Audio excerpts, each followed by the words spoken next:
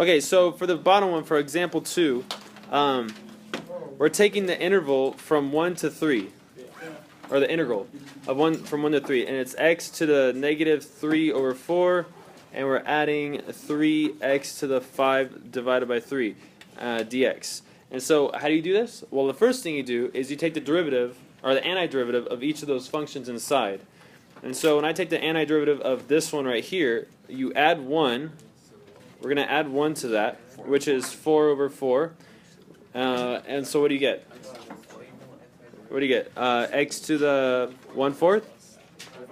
And then you're going to have to divide it by 1/4. But when we divide by 1/4, that's the same as multiplying by the reciprocal, right? So it's multiplying by 4, so we get 4x to the 1/4. The next one, you take the antiderivative of this, you would add 3 over 3 to that, because that's 1. You would add 1 to it, which is 8 over 3. So we have x to the 8 over 3. I haven't written the 3 yet because I know I'm going to multiply them by something. Then we divide this by 8 over 3, which is the same as multiplying it by 3 over 8. So we're going to multiply 3 over 8 times 3, which is 9/8. So we have 9 divided by 8. And then you put this line right here, and you put your interval on this, 1 to 3. So which one do we plug in first, the 3 or the 1? 3. Plug in the 3 to this, and then say minus, and plug in the 1 to it. And then you'll get your final answer. Okay, so after you take the antiderivatives, the next thing you do is you plug in first the 3, then the 1, and you subtract them. So the first time I'm going to plug in the 3. Let's see, this is what we get. We get 4 times 3 raised to the 1/4 power plus 9 times 3 raised to the 8 over 3rd power divided by 8. So that's the first one, just plugging in the 3. And then the other one, we plug in the 1. So that's going to be, and it's minus. We know that because of the fundamental theorem of calculus that it's minus. And we plug in the 1, we have 4.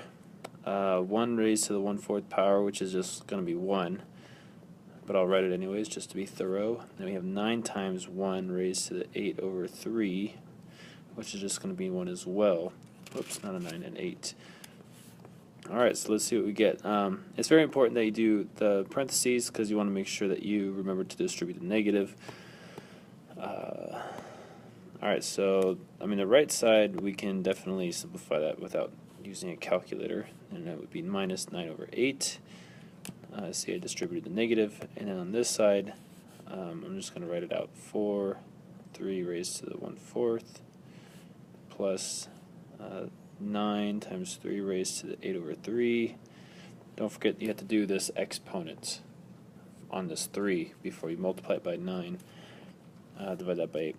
Alright, and I would just throw all this into a calculator to get your answer, which is about 21.2. And so that's the area under the curve right here. And a nice little illustration from 1 to 3, the area is 21.2 units.